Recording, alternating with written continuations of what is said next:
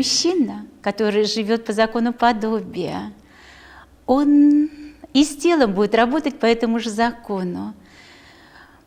А у женщины все наоборот, она всегда между, она по закону бесподобия. И если мы наблюдаем за женщинами, которые начинают увеличиваться в размерах, значит, она не употребляет жиров, а начинает питаться углеводами. Ей можно есть масло, жир в любом количестве, потому что ее тело отторгает. Она всегда живет вопреки. А мужчина наоборот. Он что ест, тем и является. И когда мы слышим фразу «человек есть то, что он ест», она относится только к мужчинам. Женщинам она не имеет никакого отношения, поскольку женщина и мыслит всегда между. У нее нет логически выверенных цепочек.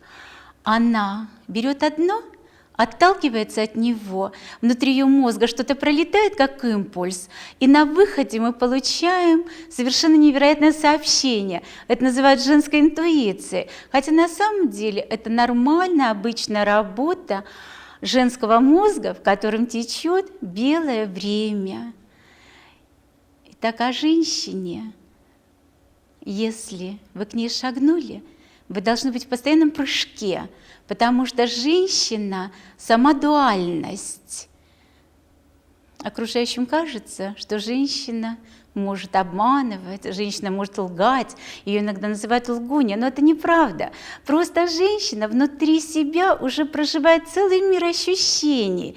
И когда то, что она услышала на входе, выходит из ее уст, начало и конец не имеют ничего общего. И тогда все говорят: ах, она обманщица. Она не обманывает. У нее есть свой собственный мир, который она создала на этой планете. И внутри этого мира она прожила. И она всегда честна относительно себя. Но поскольку она дуальна относительно других наблюдателей, внешних наблюдателей, особенно мужчин, им кажется, что она их обманула и снова обещала одно, а сделала другое.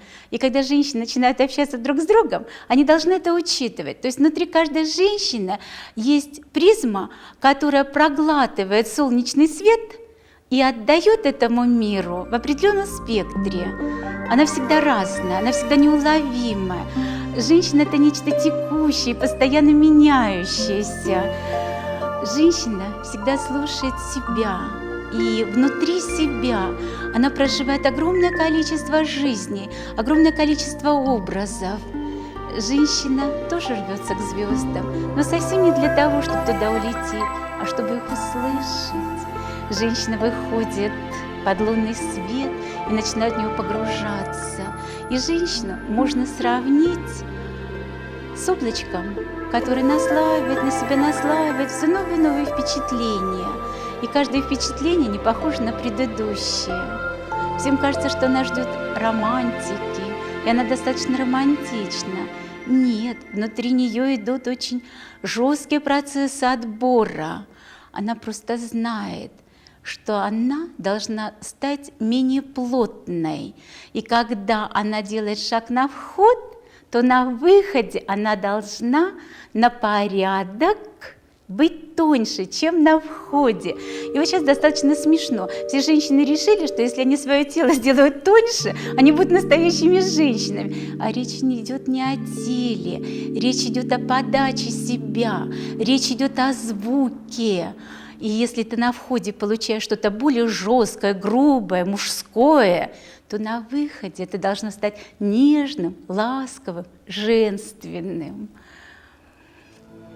Сейчас очень часто мне задают вопрос, что две цивилизации начинают меняться местами, что мужчины становятся женоподобными, а женщины становятся мужественными, ответственными, что женщинам уже не нужны мужчины. Но возможно, если они их изучили, то зачем они им? Ведь главное изучать друг друга.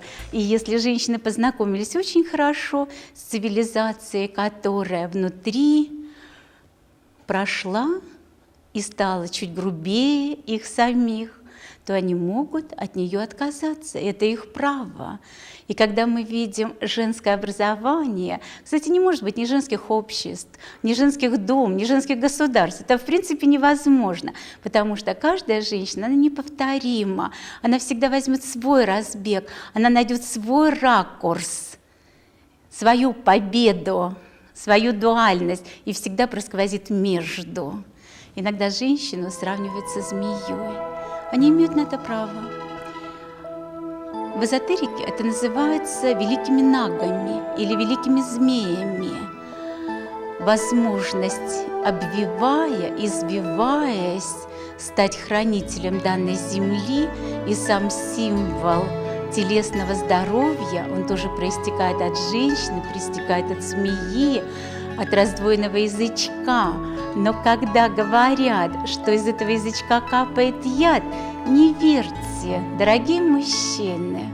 Оттуда стекает просто то, что женщине уже не нужно. Она вам отдает ту себя, которая ей не нужна. И наряжается все более прозрачные ткани. И выходит совсем не для того, чтобы продемонстрировать вам свое тело, а для того, чтобы поласкать свое тело. И женщина наряжается для себя или для других женщин. Секрет – это главная функция женщины, и секрет ее заключается в единственном. И если вы сейчас услышите, вам будет легче общаться с женщинами. Секрет женщины в том, что она никогда не бывает однополярна. Если она в себя ввела одну чистоту, то выведет из себя абсолютно другую. А мужчина ждет, ибо в него что вошло, то и вышло. Все переработалось, оформилось, поэтому мужчина логичен на входе и на выходе. А женщине надо совершать свой прыжок. Это вечная балерина, которая стремится к совершенствованию нет не мира, а самой себя. Когда-то она себя создавала из тверди, ей было непросто. Потом она стала наряжать себя в листья деревьев и быть как дерево. Затем она превратила себя в кошечку и стала ощущать всю грациозность. Затем она из животного переродилась в существо более тонкое, эфирное. Затем она стала очень много говорить, чтобы соткать себе платье из слов. Затем она стала много спать, чтобы создать себе образ из снов. И, наконец, она дотянулась до своих звезд. И эти звезды не имеют ничего общего с мужскими.